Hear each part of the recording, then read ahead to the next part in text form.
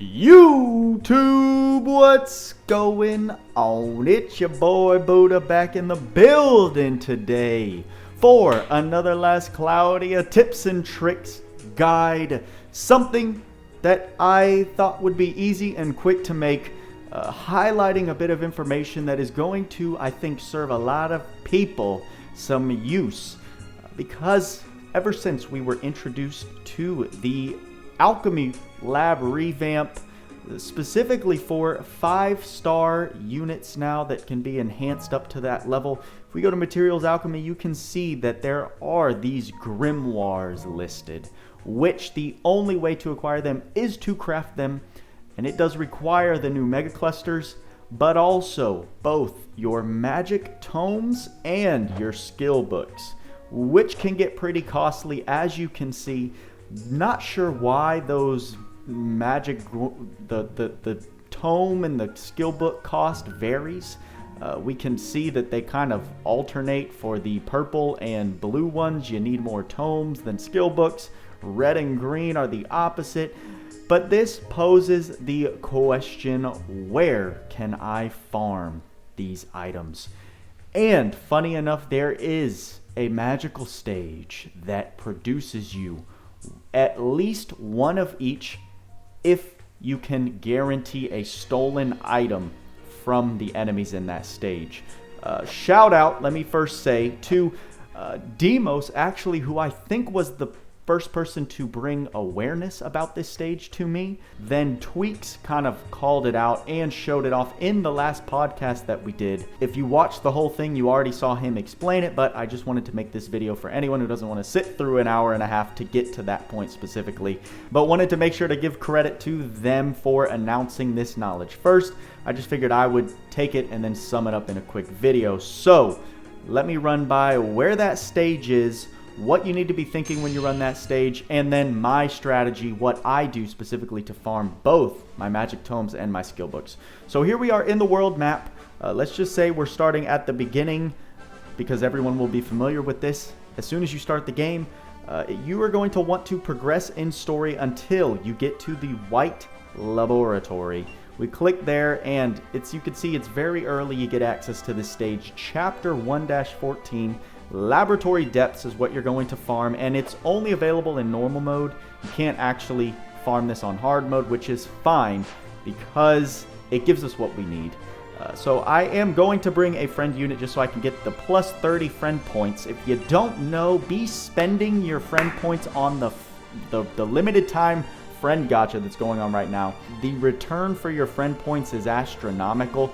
Before I realized that, someone asked me, should I be dumping my friend points into this new gacha? I was like, heck no, because usually you want to be very strategic with which items you purchase with those friend points.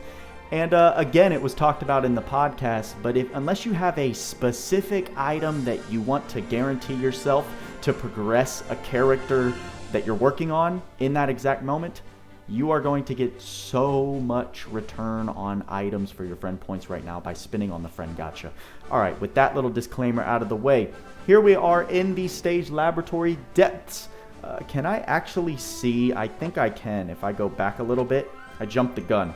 If we search the items that are droppable here, boom, you got your skill books and your magic tomes. What makes this such a great stage is that it's a one-wave stage, so very, very quick to farm, and it's relatively easy to do. So if you can set up your team correctly, you can easily kind of one-tap the stage, and ideally you will want to be doing this manually. It's not the best stage in regards to auto farming.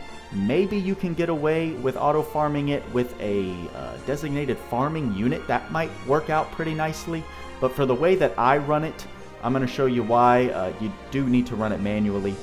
And that is because in order to guarantee yourself one of each book, you have to steal an item off of the two enemies. I just did an entire farming guide where I explain how item drops in the game work, so make sure to check that out if you haven't already. But back to stealing, you can see that the team I'm running is right here. We've got G. Luciel, we've got Sardine, and we have Dilmorto at the end there. I just have a unit there who I want to either get some extra experience on and also to house that arc right there so we can get the chance at Arc Ether farming. But the main key right here is G-Lukiel, for me, has a move that can clear the stage in one tap.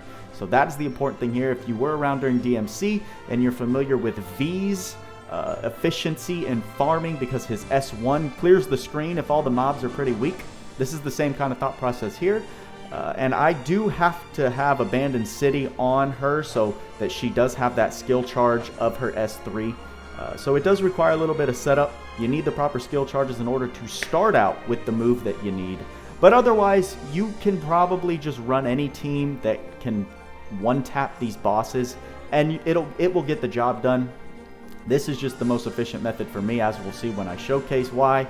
But then we also have Beast Hunter, alright? So getting back to what I was talking about stealing, if you have a Beast Hunter with a skill level 10, right here, which I also go over how to increase this skill level, or the arc skill level I should say, in my arc extensions guide, so make sure to check that out. It's also in the farming guide as well. But at level 10, Beast Hunter has a 100% chance to steal an item from the enemy. So with that knowledge, we know that we can guarantee ourselves a magic tomb and a skill book just by bringing Beast Hunter, activating the skill, and clearing the stage. There is a very small chance for the enemies to drop an extra magic tomb or skill book. From my experience, it is very rare, so it's very nice to see when you get double of one of the two items. I imagine some people get 2 of each items maybe on a godly run, but a 1-to-1 ratio in this clear time does the job. So here we go. I'm going to show an example of how I manually farm this stage for those books, and hopefully this will allow you to rejoice and know that there is a beautiful way to farm those items where, you know, previously you didn't know where to look before. So here we go.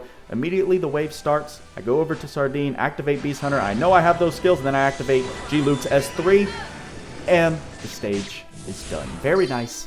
Like I said, these enemies are so weak. You can take any unit in here and jump all over the screen and kill them. But I like G-Luke's little just S3, boom, it's done. Similar to V's S1, even a little slower, but to the same effect. And there we go. Like I said, there is one of each of those books, which is absolutely helpful. As long as we know we're getting 1-to-1, we can then plan out our farming. We know exactly how many runs we need to do for however many specific grimoires we want to craft in the alchemy tab. And it's a beautiful thing when you're not completely dependent upon chance. Like I said, the only way to guarantee yourself those drops in this method is to have a level 10 Beast Hunter arc skill, which as a new player you're not going to have until you either pull enough duplicates in your summons or get enough arc extensions to raise up your Beast Hunter skill level. So while you're running this, if you're trying to run this early on and farm this, you will have to rely on a chance to steal the item. Like I said, you can probably also bring a designated farmer, like I would be running Yashimaru if I was trying to do that. But if Yashimaru kills those enemies and doesn't get his treasure bind off, you know, you can't guarantee yourself one of each of those books. So Beast Hunter level 10 is the only way to guarantee yourself this here, which is another reason why it's so important to get that arc skill level maxed out as quick as possible. But there you go. There's G-Lukiel, the MVP of my strategy currently for this. And that's going to do it for the video. A quick way to farm up those books so you can take advantage of the grimoire crafting in the alchemy tab. So I hope this helps anyone who hasn't been answered this question already.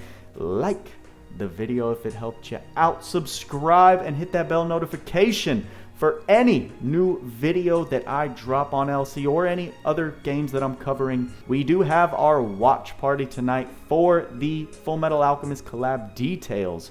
At least the part 1 details explained in English for us over here on the west side. And I am extremely excited to watch it. Can't wait to hang out with all of you and get all those juicy details of this hype collab. Again, turn on those notifications so you know when I go live. That will be at 11 p.m. Eastern time tonight, so I'm gonna get prepped for that. Post this up. Again, like I said, hope it helps you out. I saw a couple people asking this question, and that's all I got for you this time, guys. Y'all know what we say. Work hard, play harder. See you in the next video.